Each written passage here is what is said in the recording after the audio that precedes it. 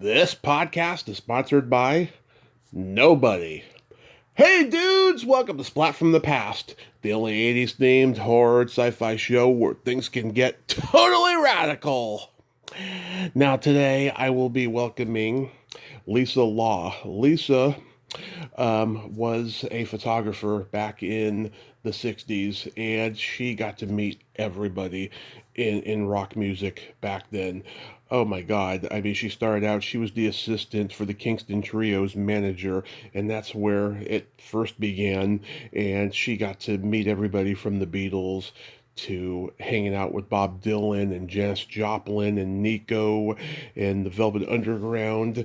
She got to shoot still photography over at Monterey Pop, at the Monterey Pop Festival and Woodstock, and she organized the Woodstock 99, which became the subject of a Netflix documentary called Trainwreck. Very compelling, very dark story there. And it's going to be an honor to have her on today. She has a documentary and a book that's been out for a long time called Flashing on the 60s, which you can get at her website of the same name, www.flashingonthe60s.com, along with a book that she wrote called Interviews with Icons. And there's a lot of interviews that she did with iconic people in rock and roll and beyond. Like I know that there's an interview with Dennis Hopper in there, and I'm really excited. Yeah, Amanda Mork interviewed her on My Rock Moment, and so I love the story and I love talking about things like Woodstock, so I reached out. This is a great way to end spring April. This has been an amazing month. I cannot tell you how astounded I am at this month's interviews. And May is going to be awesome. Sexy May is going to kick off tomorrow, and it's going to be another great month. So, yeah, here is my interview with Lisa Law.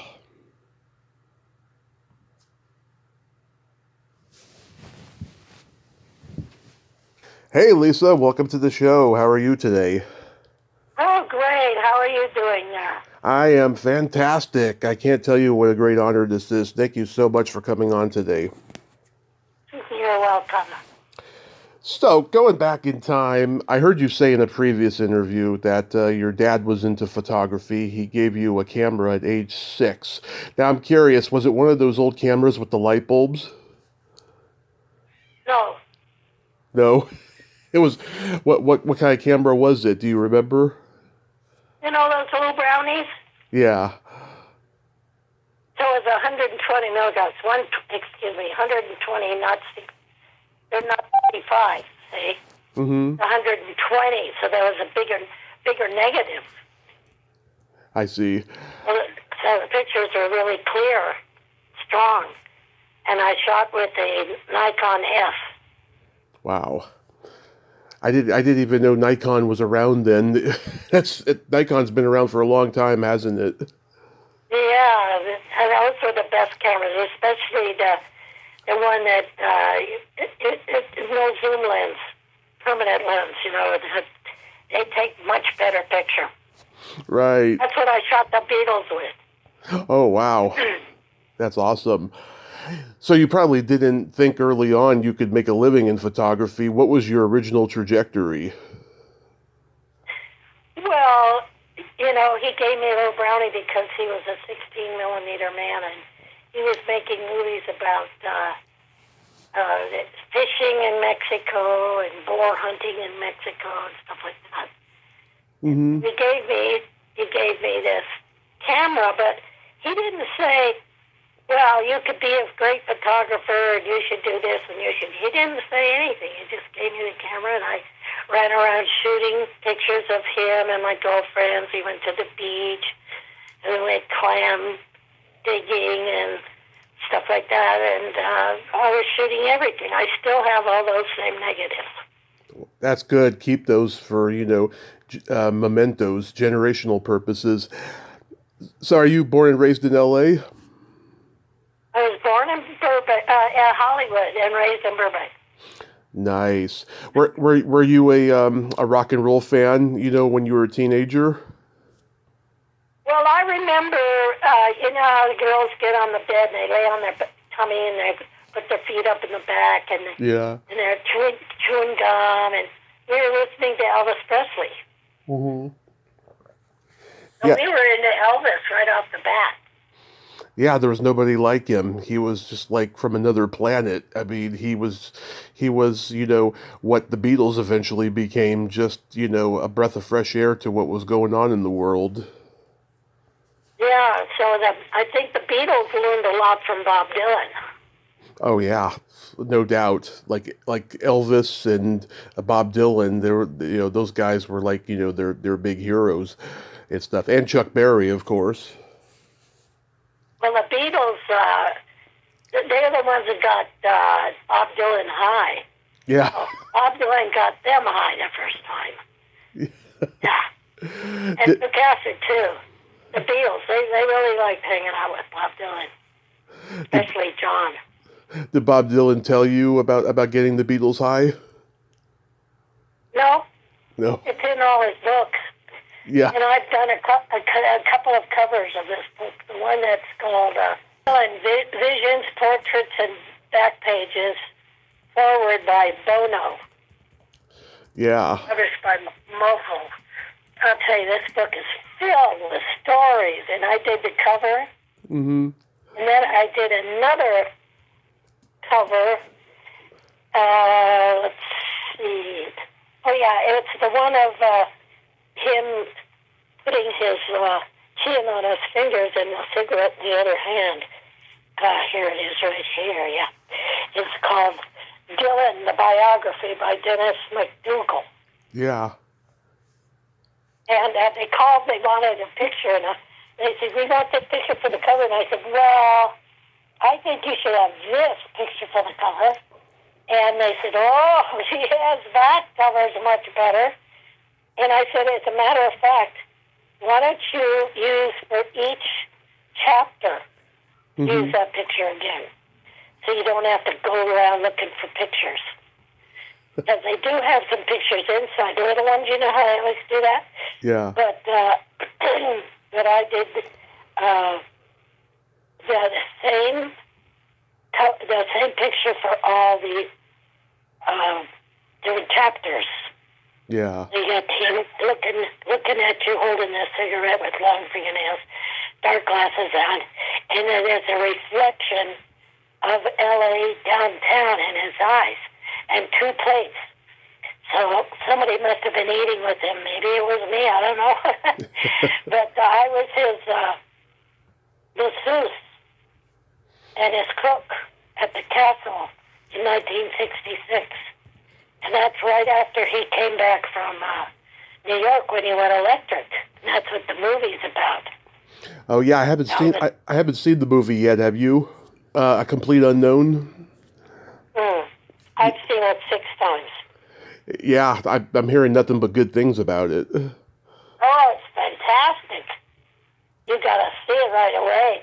And if you know Dylan at all, the way he stands, the way he moves, the way he looks down over his glasses, the way he sings, the way he acts, the way he types.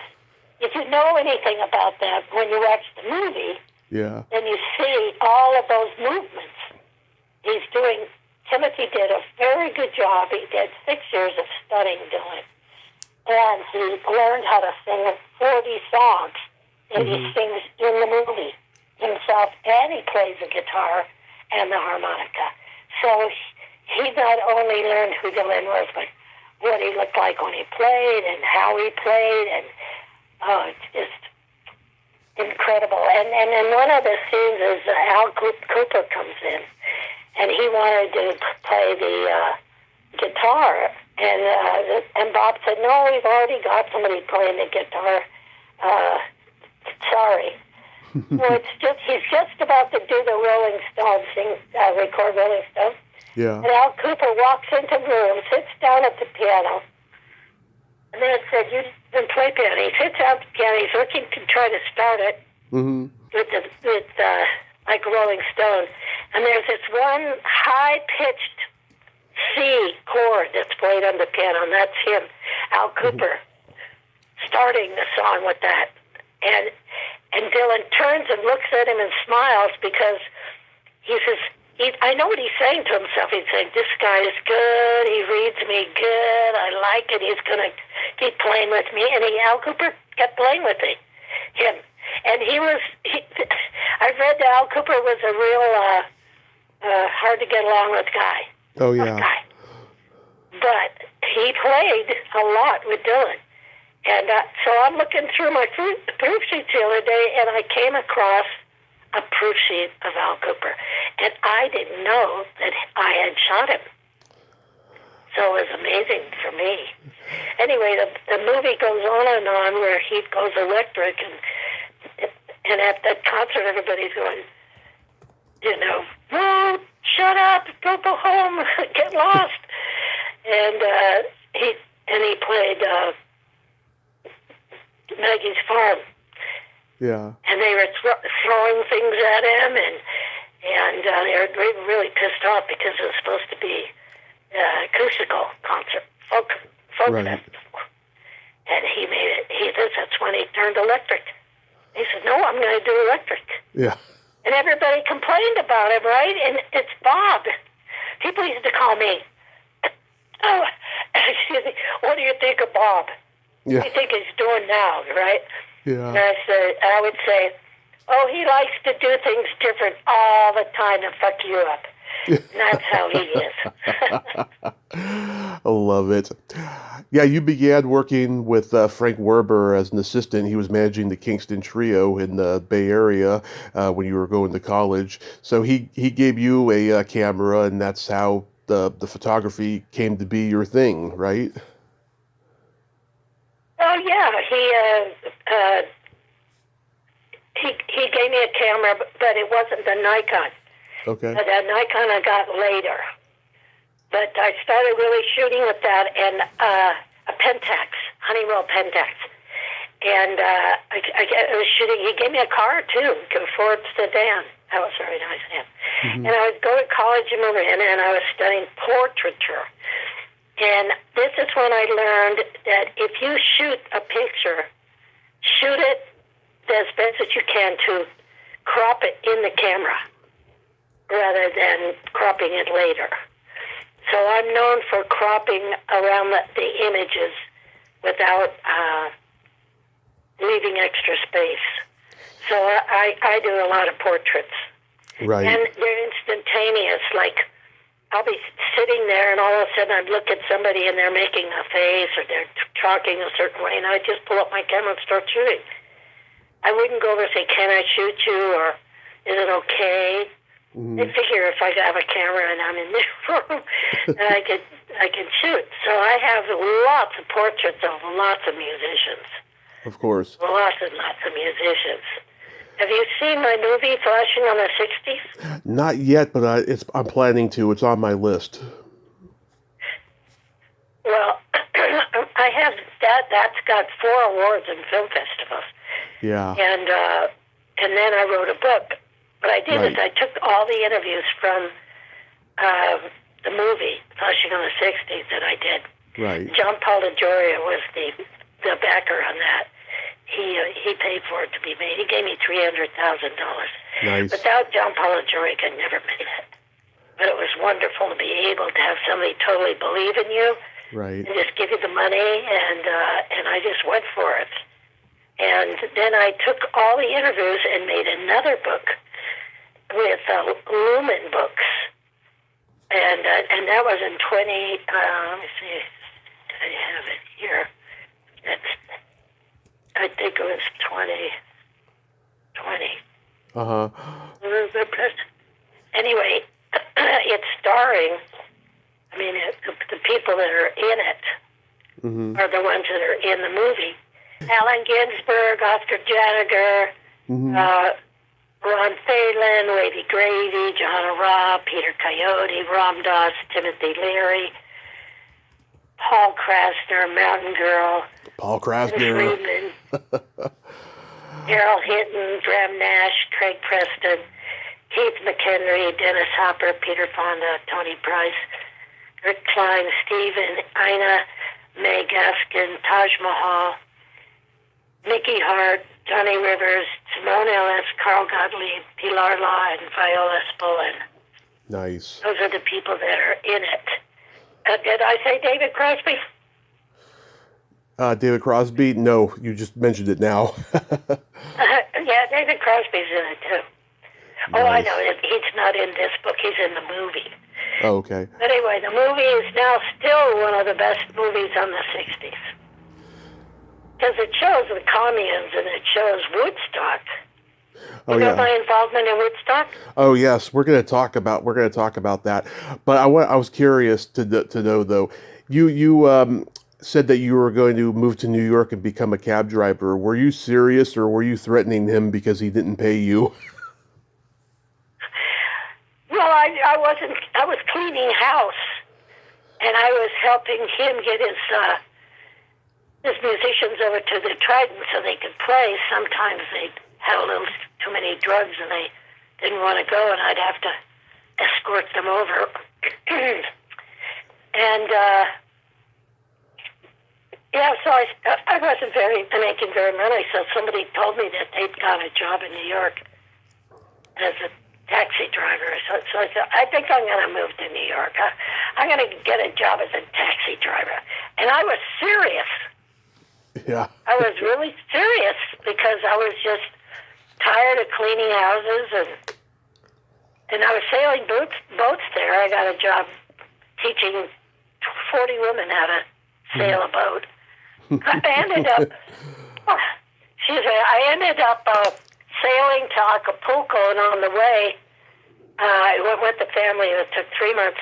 On the way, we stopped in Yelapa. Yelapa is in the Bay of Banderas by Puerto Vallarta. Now, Puerto Vallarta didn't exist then. There was nothing. Mm-hmm. We took a little bus, and then we took a little boat over to... No, we'd sailed over to Yelapa because the water was too rough in Puerto Vallarta, and we stayed there about 4 or 5 days, and that's when I fell in love with it, and I've been going back ever since. And Tatiana and Fernando Garcia and I built a museum. Nice. So I just came back from being there for 3 months. Nice. And it's an incredible museum of my photographs I'd taken years before, and then artifacts from the natives, Tulku Indians and stuff like that. And it's amazing. And kids go in there and learn arts and crafts and singing and menus. They make ice cream. They make tacos. And they do yoga, and the museum is in its 7th year, and it's doing fantastic. Nice, nice. In 1965, Frank takes you to see the Beatles at the Cow Palace, and you got to meet them backstage, right? Yeah, so Frank gave me and one of his producers backstage passes. Mm-hmm. So we were the first concert at that weekend. They didn't have any fencing up. But they put fencing up for the second show, I'll tell you. Yeah. They were really nervous that somebody was going to jump on the stage because the kids were right up in front of the stage, and I got to be in front of that. And when I went to the side of the stage to shoot, I noticed that Joan Baez was sitting on a instrument box behind me. Yeah. That was the second time I met her. She once borrowed my guitar to play at the post office in San Francisco against nuclear testing. Oh, wow. I was singing there with my guitar, and she came up and asked me if she could borrow it. That's the first time I met her. And then I met her at the Beatles concert. Yeah. Then I've met her since then. Peace Sunday and stuff like that. And then she came and played here. Yeah, my mom saw the Beatles at the Cow Palace in '64, the first time that they played there. And my aunt, she was the head of craft services at the San Francisco Hilton, so she had connections. So my mom got to go and meet them backstage, and she got their autographs. She was like 10 at the time, and my uncle accidentally threw the autographs out, and to this day she will not forgive him. He was Oh visiting God! he was visiting last week, and she didn't let him rest about that. Oh my God! Yeah, it's awful. Awful. That's funny. Have you seen my book? Not yet. I want to. So it's Flashing on the 60s, the name of the book, and the first picture is my four kids. And I have four kids, Sunday, Peaches, Jessie Lee Rainbow, Solar Sot, and Donna Pilar. Those are my four kids, and I have five grandkids. And the first musician picture is the Kingston Trio. And they were next to a car, a old convertible car. And they were posing for an album cover, and I just stepped in there and took one. So I got a really good shot of them posing for an album cover. And then Roger McGuinn, I got pictures of him in there. And then I started shooting the We-5. You know the We-5? Oh, yes. This morning you were on my mind, that one. So Yeah. I have them rehearsing and I have them in concert. Yeah, that's a great song. So how do you meet your husband, Tom Law? I went to a Peter, Paul, and Mary concert with Frank Werber one day over in Berkeley. And we were sitting in the audience, and I got up and I just started shooting because there it was. I always did that whenever. Now you have to get a press pass and everything. Yeah. But I got up and I started shooting Peter, Paul, and Mary, and they actually used that in their books. Some of those pictures, I've shot them a few times. Once in San Francisco, too, by the water. It was a peace concert. Anyway, so we went backstage, and the guy who books Peter, Paul, and Mary and books the Kingston Trio was Eddie Sarkeesian. Eddie Sarkeesian was standing there, and I was talking to him, and I looked over and I saw Tom. Well, Tom was the road manager for Peter, Paul, and Mary. Yeah. And he was living in New York, in Bearsville. And that's where all the music was coming out of for Bob and for the Peter, Paul, and Mary and other people. And I said, "Oh, who's that?" And he says, "That's your husband." I said, "I know. Introduce me." That was it. That's called love at first sight. Yeah. It sure sounds like it. Him and his brother John were in probably one of the worst movies ever made, Skidoo. Were you on set with them? Yes, I'm the woman who's nursing the baby in Oh. the house. Really? And Tom Law's standing there, and they're all talking about going to rescue the hippies. And that was the first time you could see anybody nursing in a movie, is when I was nursing Pilar. Wow, I did not know that. Yeah, I've heard all these stories about Otto Preminger being like a Nazi filmmaker. Was he? Yeah, he's a pretty tough guy, yeah.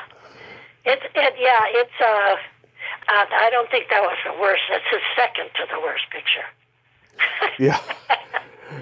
It shows up on those lists of like the worst movies ever made, but like it's got a great cast. I mean, Groucho's in it and Jackie Gleason. Yeah. Carol Channing. Carol Channing. Yeah, it's a crazy Austin. That's where the hog farm, Wavy Gravy's group, that's where they made enough money being in that film to fix up their buses and drive to New Mexico for the summer solstice. You are what you eat. Oh yeah, I saw that. Movie. I saw that on YouTube the other night. I was like, what is this? This is the strangest documentary I've ever seen. Peter Fonda produced that one. Oh my God. I saw Tiny Tim. In it. Did you know him? Oh, yes. Tiny Tim's in my book. We were good friends. He would come over to the castle and sing, and we'd go hear him sing. Yeah, the Tiny Tim, we were friends, yeah. And he came to the Monterey Pop Festival. Wow. I have pictures of him there. Yeah. Yeah. Well, anyway, I went backstage, and Frank said, take my car home, and I'm going to go with this other friend of mine. And so I get in the car, and Peter's in the seat next to me, and I'm driving, and Tom's behind me. Mm-hmm. And he starts massaging my back. Yeah. From the back of the seat, right? Yeah. And I said, wow, this guy's pretty cool. Not only is he good looking, but he knows how to massage. And then we stopped in North Beach and had wedding soup at Original Joe's. Nice. And then I was going to drop him off on Van Ness, and he says, come on up. And I said, no, I can't. I got to take the Cadillac convertible with the telephone. That's why I was driving Frank's car. I said, I got to take the car back to Frank. I cannot stay here. So 2 weeks later, he was taking a vacation. He was going to work for Mike Nichols and Elaine May. Yeah. And and he was going to work for him as an assistant to the director. And he had a week off. And he said, called me up. He said, can I come visit you up at Frank's house in Marin for this week? And that's when we kind of fell in love with each other. And then later I went down to take care of my grandmother in L.A., and he and John Lodge just bought the castle, which is across from the Frank Lloyd Wright Castle. Yeah, that's where you hung out with Dylan and all of them, right? So that's on Glendower. Mm-hmm. Okay, so he comes to get me at my grandmother's house. I'll take care of her, and he takes me to the castle, and he announces me to everybody. Lisa Bachellis is here. Look what I found, Lisa Bachellis. Right, and then he says later, a few days later, he says, why don't you come down here and live at the castle? And I said, well, if you were my old man and I was your old lady, I'd do it, but I'm not going to just do it. And he says, okay, you could be my old lady, and that's how he proposed to me. Wow. That's beautiful. Yeah. That's beautiful. So, and then Bob mm-hmm. needed a place in L.A. because he was working in Albert Grossman. They were just releasing Blonde on Blonde. And Bob was now living on the second floor. He had his own room and with a good view. And his typewriter is set up. I got a few pictures of his typewriter. And then they came down in the kitchen and the dining room, and we'd be talking to John and Tom, and then going out to Fred Siegel's and buying a polka dot shirt. I went and bought the polka dot shirt with him. He bought the green ones in New York mm-hmm. when he was going live there. But when he got to L.A., we took him to another store, Fred Siegel, and got the black and white. Mm-hmm. Polka dot. I prefer the black and white polka dot. In the movie, yeah, he uses the green, but in the covers of these books, he's got the black and white. And so we took him shopping, and then Tom and Patrick and I took Bob to the Whiskey A Go Go. Yeah. And I got up and started shooting Otis Redding there. Immediately when he started playing, I said, oh my God, I got to get some pictures of him. And Atlantic Records ended up purchasing those and using them for 2 album covers and a lot of publicity. So there were a lot of photographers during that time. So I would just jump up and shoot pictures and then present them to the record companies, and they'd buy them. And I mean, Tim Hardin, I did 3 album covers for Tim Hardin. Wow. Wow. And I did them, they did them all at the castle. In fact, he was at the Troubadour. Mm-hmm. That's a legendary place. And playing, and he says, well, don't forget, tomorrow we're shooting my next album cover. And I said, okay, I'll see you in the morning. And my brother called me that night and said, did you know Tim Hardin? I said, well, did I know Tim Hardin? He says, well, he OD'd last night. Wow. So the night before I was supposed to shoot his next album cover, he died. God. I was brokenhearted because, I was talking to him, I was ready to shoot, and he just OD'd. He didn't OD on purpose. Mm-hmm. So they used one of my older pictures, so I did another album cover. And I've done Otis Redding's 2 album covers, and who else? Peter Rowan, 5 album covers, and Gary P. Nunn. I've done 2 album covers. You know Gary P. Nunn? No, that sounds very obscure. Well, if you're not into Western stuff and, bluegrass and stuff like that, but I'll bet you know the song, this song. The last thing I needed, the first thing this morning, was to have you walk out on me. You ever heard that song? Sounds familiar. Yeah. Well, Gary P. Nunn wrote that song, and Nice. Jerry Jeff Walker made it famous. And that's how Gary P. Nunn made his money, mostly out of songwriting. It was a great songwriter. He's still alive. Nice. He comes to New Mexico and plays. And we go out to dinner, and great guy, great songs.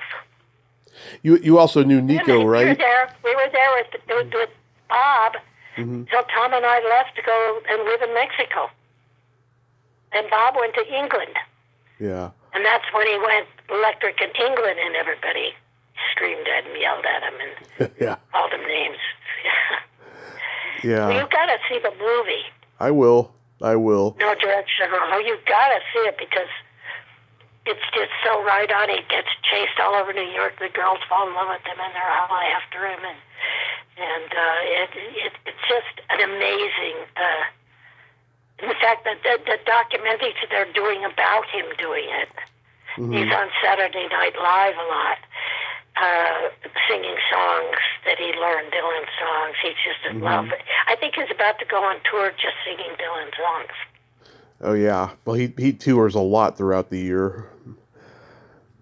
You also knew Nico, right? Yeah, Nico, the Velvet Underground came to the castle after Dylan. Mm-hmm. And they were rehearsing at the Trip. And they were rehearsing on the top floor of the castle. So I just followed them around and photographed them. And I photographed their first gig at the Trip. And then what happened was the Trip closed because they hadn't paid rent, the people who was renting it. Mm-hmm. So after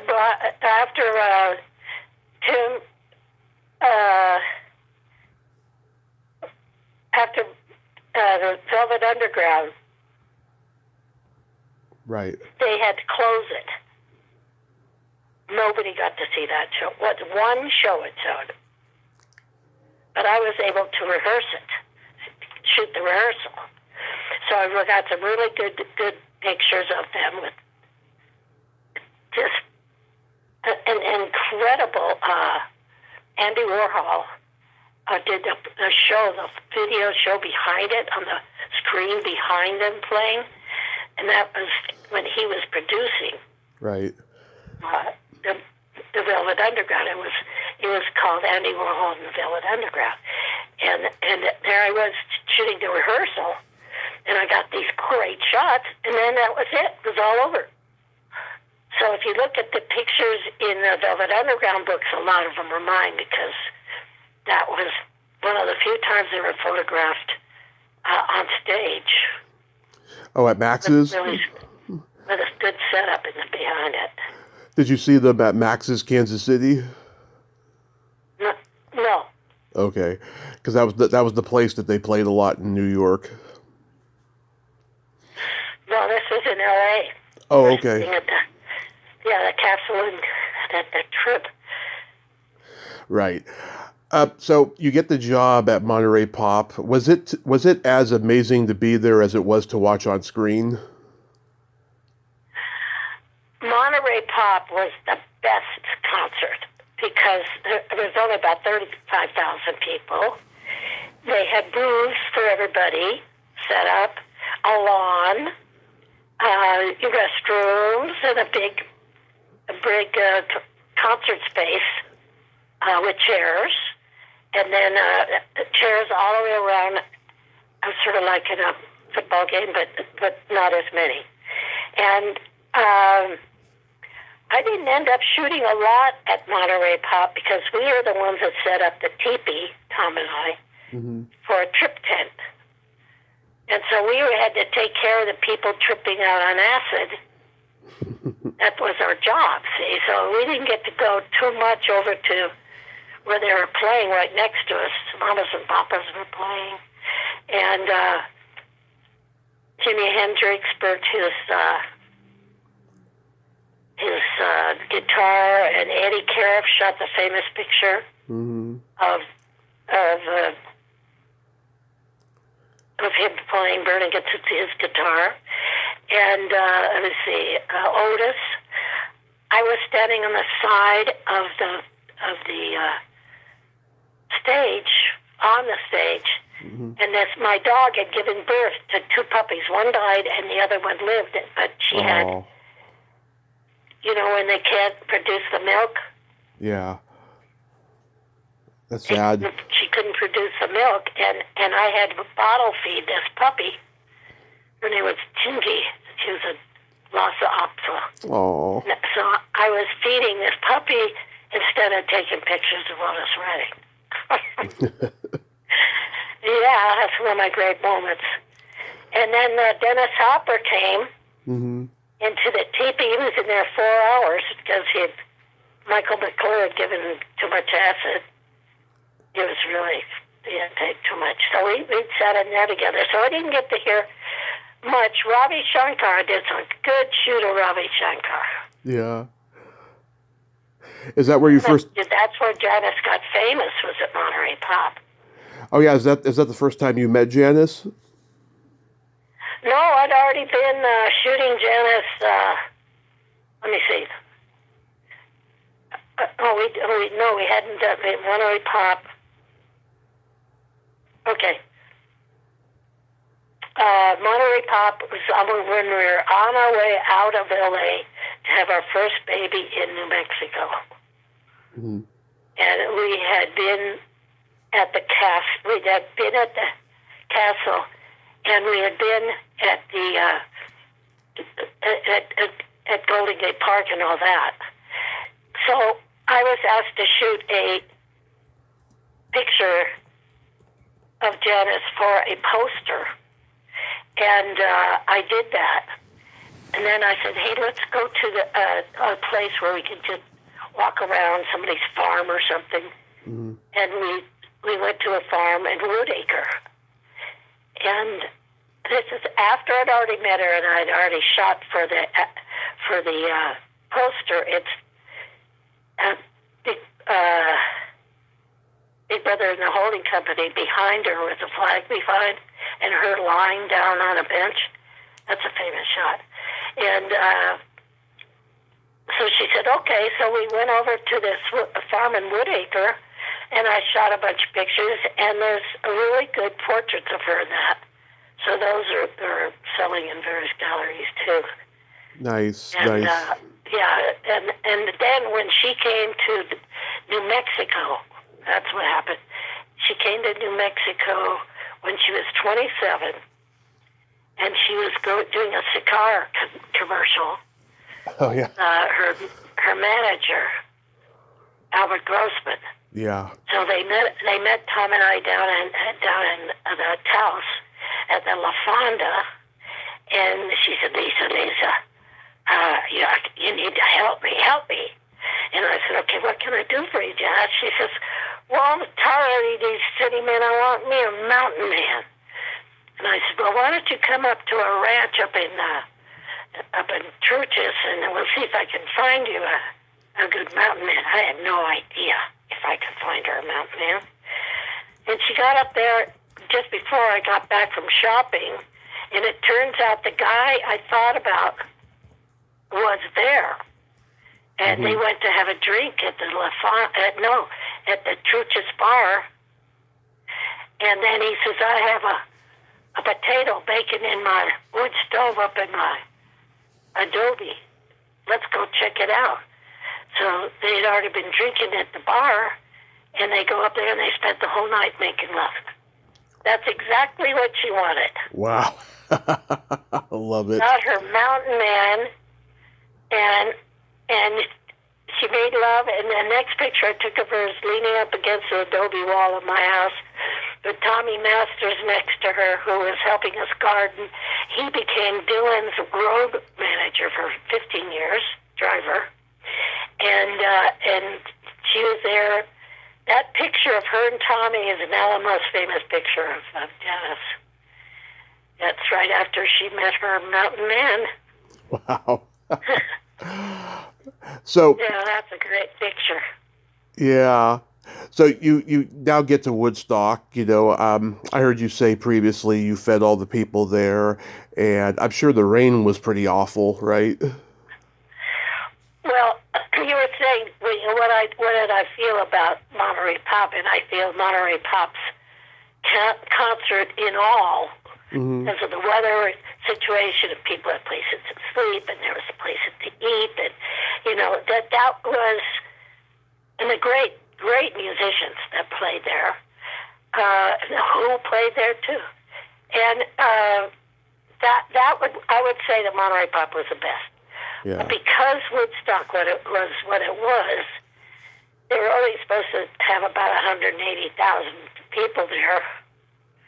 And all of a sudden, everybody started arriving because the advertising was so... Artie Kornfield did the advertising all over the U.S. It wasn't just in New York. So he did advertising all the famous magazines, the hippie magazines, the 60s magazines. He advertised.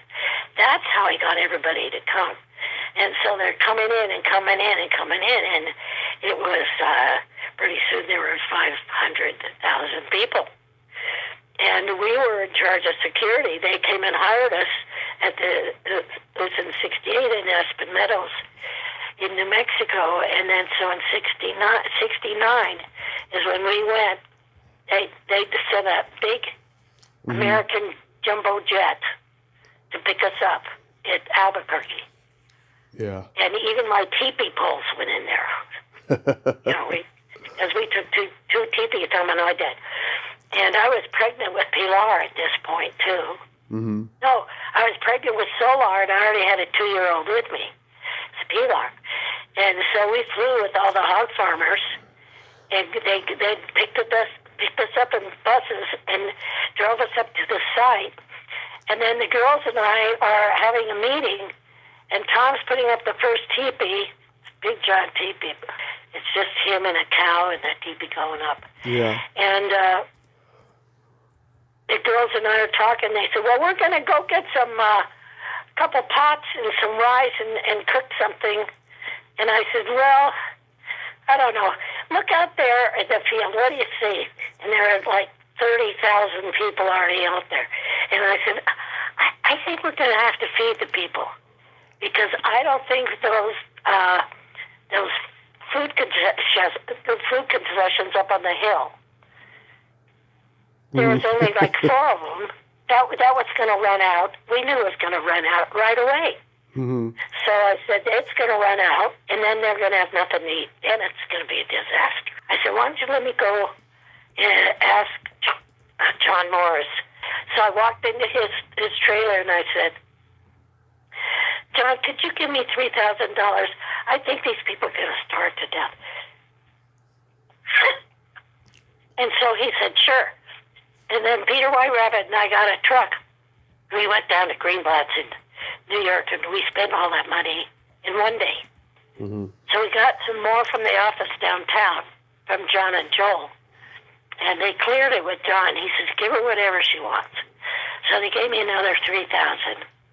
And I was able to buy 10 stainless giant pots and bowls and 160,000 paper plates and 130,000 Dixie cups and forks and spoons and 1,200 pounds of bulgur wheat and 1,200 pounds of rolled oats and dried apricots and almonds and soy sauce and honey and brewer's yeast that you know how you put down on popcorn, brewer's yeast. Mm-hmm. And that was for the muesli. And then we drove back and unloaded that. A lot of kids helped out. And then Peter and I went to field after field of food that was growing in the neighborhood. Yeah. And we bought flatbeds full of food, rows and rows of food. So we were able to feed vegetables along with the bulgur wheat for dinner and lunch and then muesli for breakfast. And I figured out with the amount of plates and cups that we fed 400,000. Wow. And now we're interviewing, the museum is interviewing for their records as many people. In fact, if anybody hears this talk, they could call the Bethel Woods Museum and get interviewed.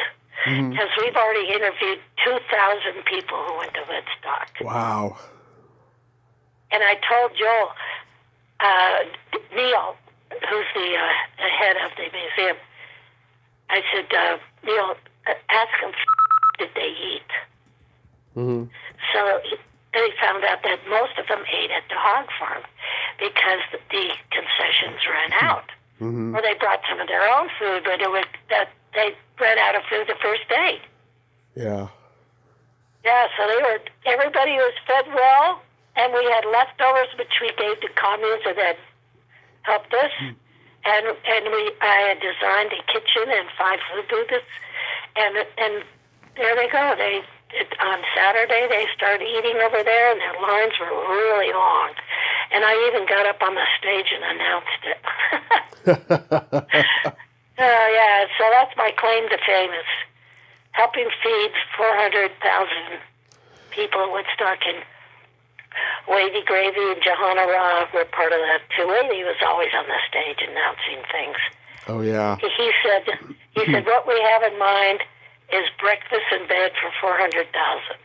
That's this famous quote. Yeah, so we were able to feed everybody who came over there. We were able to feed them. Yeah, I heard that David Crosby said in an interview that the whole Woodstock experience was very spiritual. Like, he said that it felt like that there was a sense of brotherhood and camaraderie that never existed before or since, where, like, for one weekend, the world was perfect. Everybody helped each other out. The police were friends, not enemies. You know, they helped some girl who was walking through the mud with her foot cut. I mean, it was just like just a spiritual sense of brotherhood at Woodstock. Absolutely. And when people are interviewed now, that's what they talk about, that everybody took care of everybody else. And if anybody got rough, people next to them would say, calm down, calm down. So there weren't any fights, there weren't any rapes. Abby Hoffman was in charge of getting the pills to the various medical temps. Yeah. When the doctors wanted his help. He's in my movie. So I was able to leave the kitchen with Johanna Ra, and I took my Super 8 camera and went out and shot a movie. And so if you want to see my movie Flashing on the 60s, yeah, a tribal document, you could buy it off my site, Lisa Law Productions or Flashing on the 60s. You can buy it. That's the name of it. Is it true that Abby Hoffman interrupted The Who playing? Well, because that's always been a big story out there. Well, no, he was known for having been like that, you know, yeah, interrupting things. But he ended up doing the medical temps.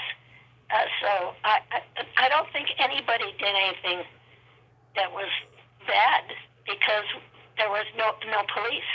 We were called the police force, and we talked everybody out of doing anything like that. And they were just concentrating on the music. And some people came with their friends and then lost their friends. Mm-hmm. And the guy who was supposed to see if everything was proper and clean and everything, he was over at the outhouses Mm-hmm. checking out that, and his daughter was with him. And she started looking around, and he never found her. Wow. So he stayed there for 2 days looking for his daughter, and he never checked for anything to see if it was sanitary or anything. Wow. It was pretty cool. And there was a lake there, a little lake, a pond, and people would just take off their clothes and jump in and take baths, and it was just, and a lot of people were playing in the mud. Mm-hmm. Yeah, it was just, everybody had a wonderful time, I'll tell you. Some people will tell you, wow, it's too dirty, too muddy. But most of the people being interviewed now are just still thrilled that they went. Everyone talks about, Hendrix's performance as being the best he ever did, but like he pretty much played to nobody but barnyard animals, right? No, he had a good group of people out there, but not, there weren't any barnyard animals. That's the misconception that like by the time he played, everyone was pretty much gone, or they were just so high they couldn't, focus or concentrate on what was going on, and so there was like a couple cows there or something. Well, the cows weren't there because they didn't let them into that area. Okay. They had their own fenced off area over by us. Otherwise, it would have been a disaster with the cows there. But the guy that comes from California, he came, I forgot his name, but he's a vegan, and he talks about that, not to eat your animals and stuff. He brought his sheep. He did bring his sheep. But no, there were about 50 to 75 people there when Jimi Hendrix played, because it wasn't till he wanted to be last, see, but he didn't realize that being last meant we went overtime on Friday and Saturday, so we had to keep just going. And by that time it was sunrise. He got on, and I was asleep in the teepee. I don't know. I think it was the only first day I got to sleep with Tom and Pilar in that teepee. But I heard him playing, and I got up and went outside, and I said, wow. But I didn't get to see him because I was in a different area. Yeah. What did you think of the Woodstock concert movie? Fantastic. Yeah, I agree. The original movie is just great, and they have 2 screens going at once. Yeah. Because they had so much footage. And without that movie, these guys, John and Jules, would have gone under financially. But they made enough off of Warner Brothers, the movie, to take care of the bills. We had, I think it was 11 choppers out there feeding people, dropping food and boxes of stuff and sanitary stuff, and it was 11. We had to hire 11, and it was crazy. Everybody's trying to help, and Wavy's the MC on the stage with Chip Monk and John Morse. Right. And I asked him in his interview, when we were interviewing him here for the Bethel Woods Museum, yeah, I said, at what point did you decide to feed the people? And he said, I didn't. My job was booking, because I was doing Ring of All the People, Fillmore East, and then I hired those same people. That's what I was supposed to do. I wasn't supposed to be in charge of what's happening out in the field. And that was your job. You're the one who fed 400,000. That was the first time, and that was this last year, that I heard him say that because of me seeing how much we had and it wasn't going to work, I had to get the money, and he gave it to me. And so that was a part I played in there. Did See, that's a big deal for me. yeah? Did you shoot the theatrical poster with the hippie couple embracing? No, that was done by another fellow. Hmm. And she died this year of cancer, but he's still alive. Yeah, the Urkelines, Nick and Bobby Urkeline. That's their names. Yeah, they took a like a 50th anniversary picture in the same spot embracing, and I thought that was so beautiful. I loved it. I was there for that. Yeah, because I would go up there and sign autographs and stuff like that. And you know Fantuzzi, the musician Fantuzzi, Oh yeah. he was there, and he was on the cover of Newsweek Hmm. with his on his hands and knees dancing with this woman. That's a fantastic shot. Hmm. Yeah, he was there, Fantuzzi. And he travels around now playing a lot. I'm curious. Did you get offered to do Altamont? No, and we had a meeting before Altamont. It's called a symposium. Hmm. And we brought everybody, Michael Lang, and we brought people from Chipmunk, and Peter Yarrow was there. They was talking about, symposium was talking about how you should produce a concert and not rip the people off. Okay? Yeah. And we did have put a booklet together about that. And everybody agreed. Kesey was there. And everybody agreed to the agreements that they came to of how they would have concerts that wouldn't rip the people off. And those same people, some of them, hired the Hells Angels again. Oh yeah. They did that 2 concerts before, but nothing happened that one. But they hired the Hells Angels. And the Hells Angels offense to this guy who was on acid. Never take offense to anybody on acid. Hmm. You help them through it. You get them to understand what they're going through, and they'll calm down, and you put them in a place where they can calm down with some support. And so this guy took off his clothes, and he was being boisterous, and he was killed by the Hells Angels, which is ridiculous. And that's exactly what we were saying don't do in the symposium booklet, which we gave to everybody. And that's now a part of the history in the Bethel Woods Museum, Yeah. that booklet. Yeah. And the whole story about the hog farmer who worked there, because, you know, I mean, it just could have been a whole disaster, just like Altamont, but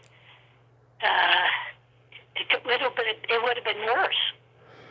I know you dodged the bullet there because, I mean, everyone's been writing about that, festival, since then as well, and it's just, God, you look back and you go, God, what were they thinking, Oh, man. I've se- I've seen the Woodstock 3?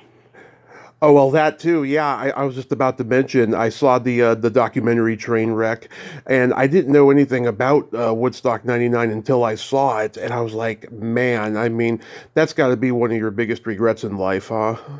Yeah, so I went and got a go-kart and some plastic bags and went around handing out plastic bags, because the first night I looked down from up above a third story of the building there to the abandoned Air Force Base, and my daughter was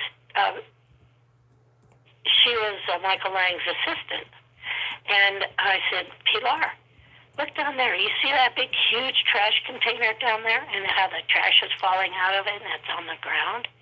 She goes, yeah. I said, this is the downfall of your concert. If that trash does not get picked up every single day, early in the morning, when everybody's asleep, it'll be a disaster. And that's what happened.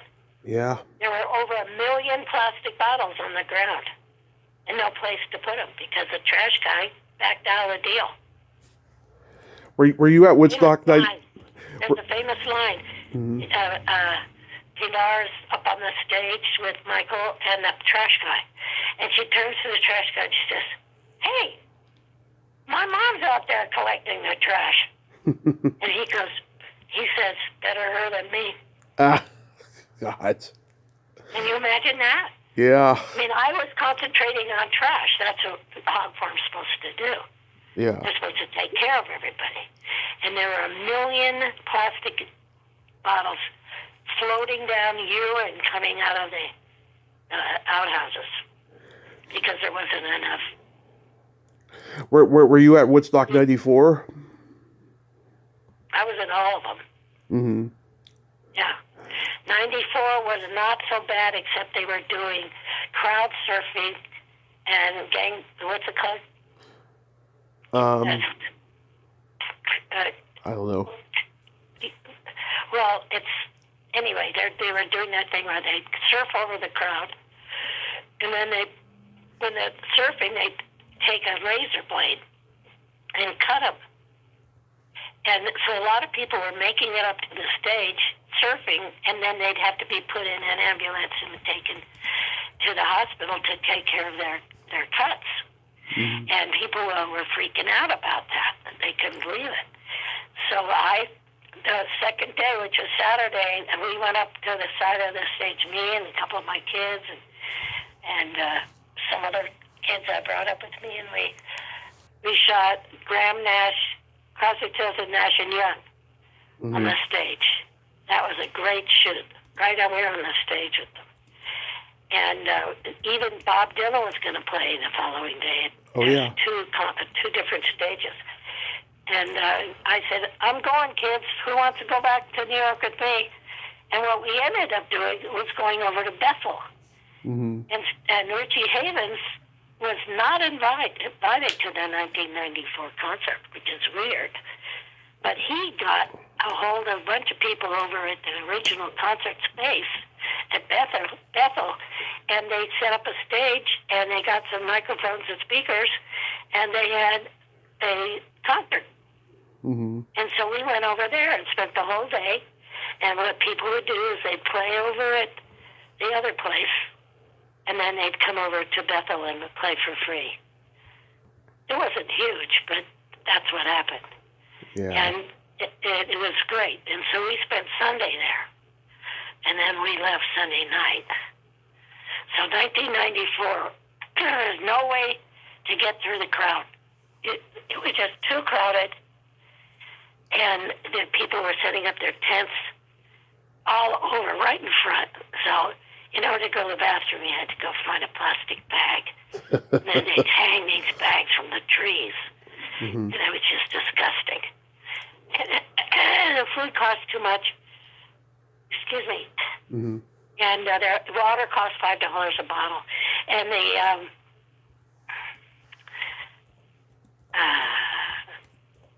nope, that's Woodstock 3 is when the Tibetans came and did a sand mandala. Mm-hmm.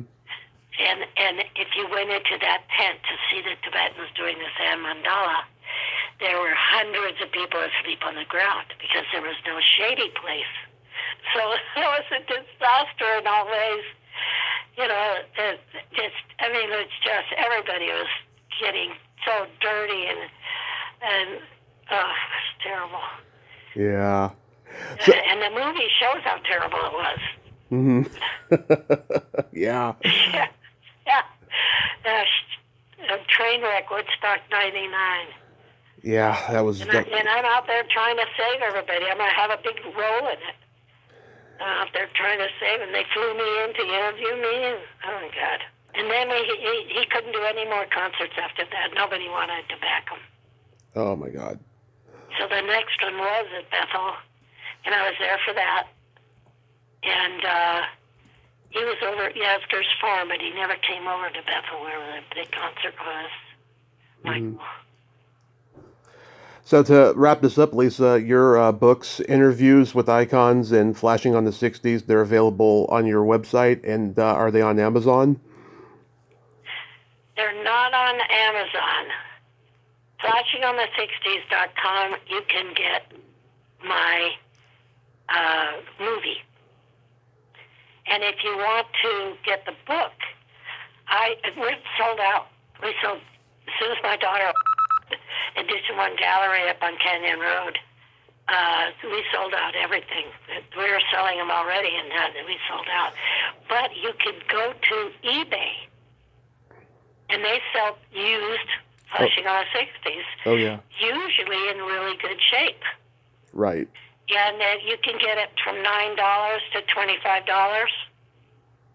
You could buy one. But don't get one with the green cover. Okay. It has to be white.